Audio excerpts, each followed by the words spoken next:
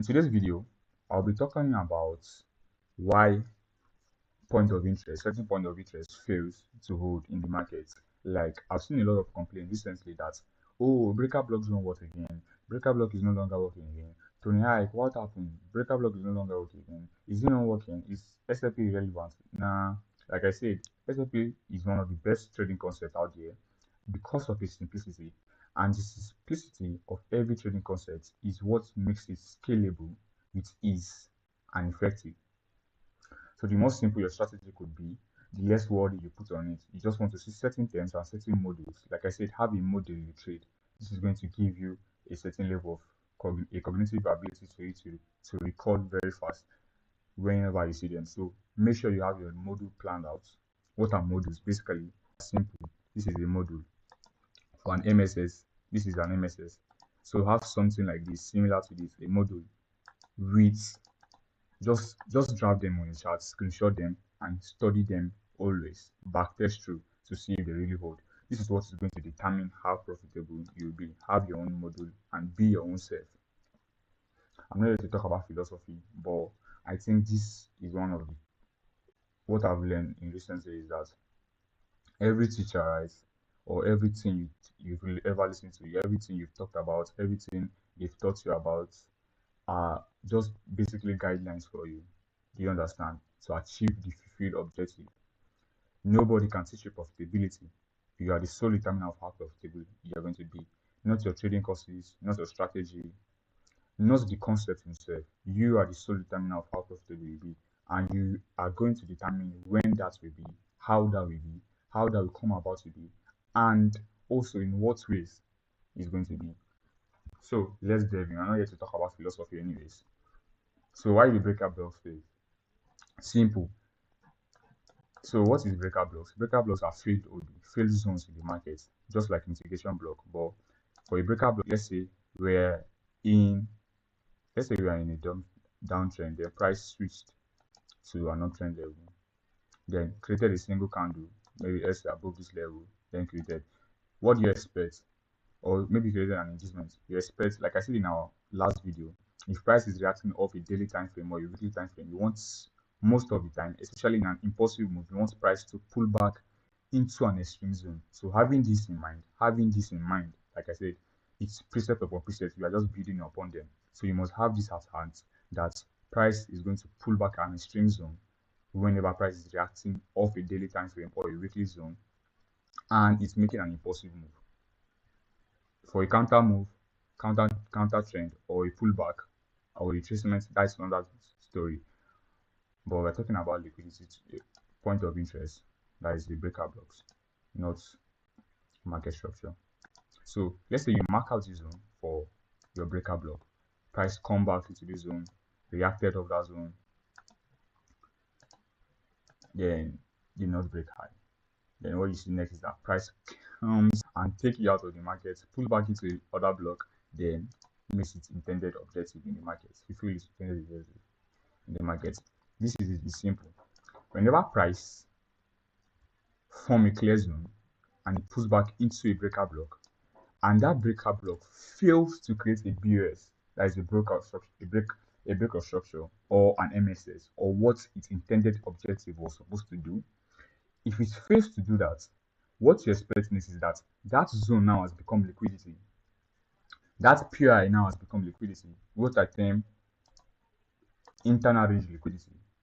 So if price fails to break the high or the low, that zone has become an internal range liquidity, and price is going to come back, take out that zone, pull out into a much clearer POI before it start buying or start selling, respectively to its current state of the market, be it an uptrend or a downtrend.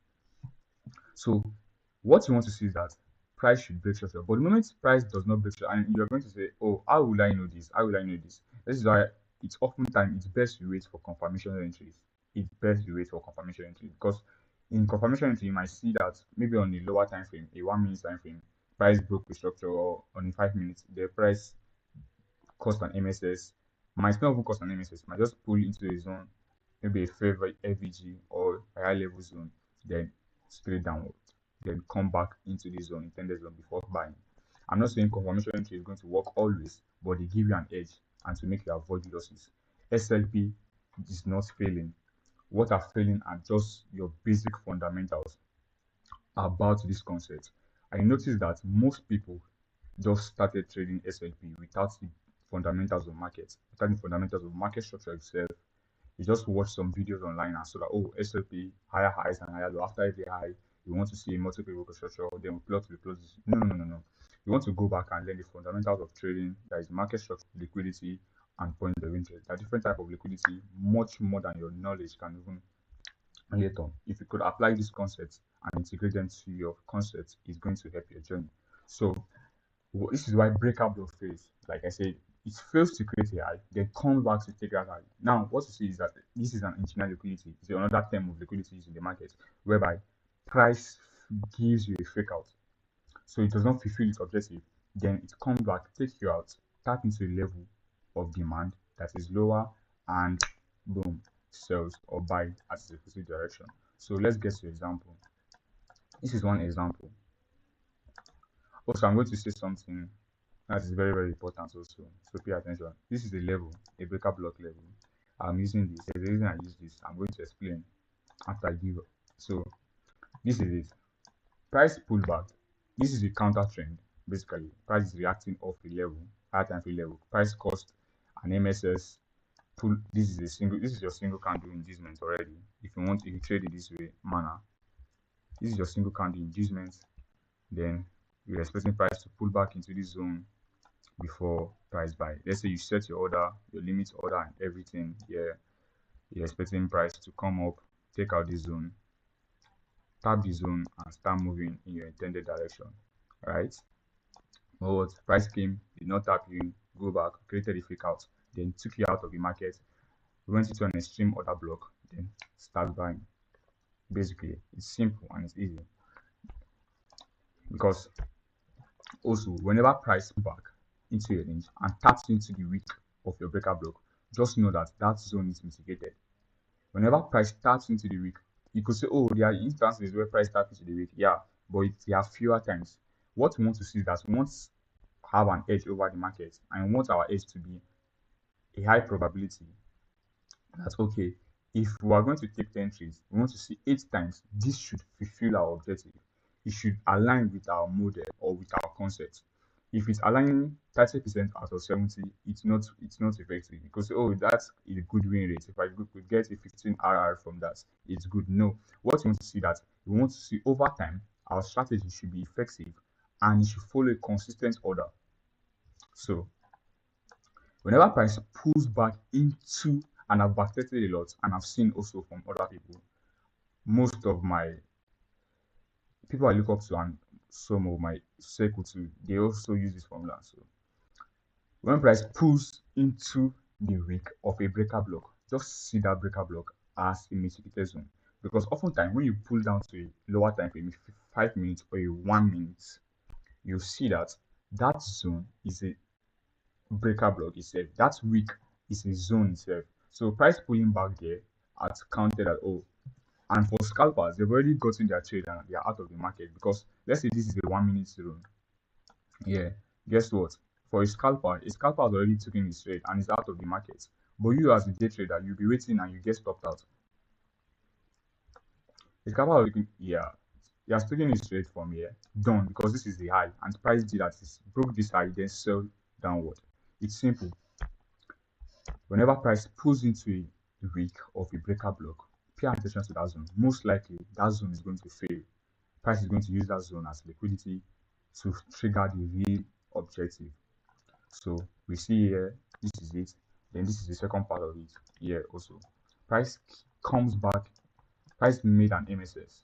This is a counter trend. We're expecting an impulse. It pulls down into another time frame zone, creating an MSS here. After the creation of the MSS,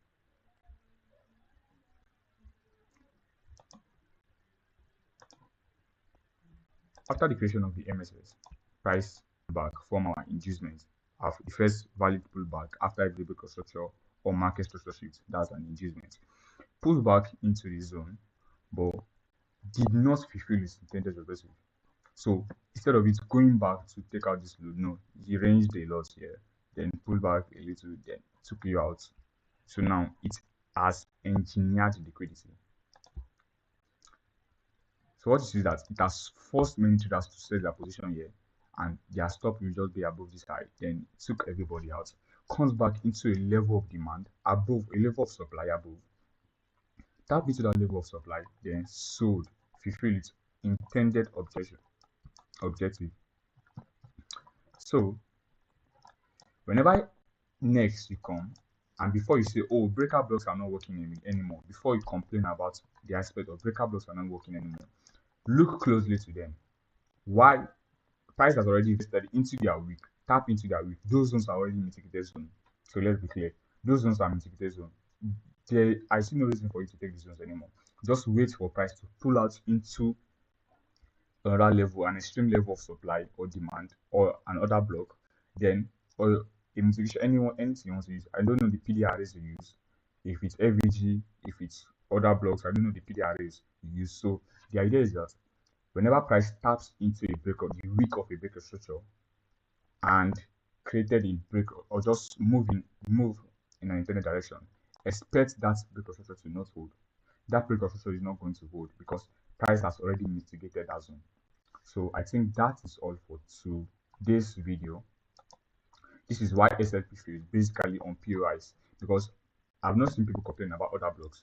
What I saw is that they complain about breaker blocks a lot. This is why I'm making the aspect. Like I said, it's precepts upon precepts. The last video we talked about the structure. This video we're talking about POI, why POI fail. There are a lot of POI, and in subsequent videos, I'm going to expand a lot about POIs you could use in the market. But for now, I want to solely talk about why SLP fails. We've talked about structure, we've talked about point of interest now. In the next video, we're going to talk about liquidity, why liquidity is a contributing factor to how SLP fails in the market. So thank you so much. See you in the next video.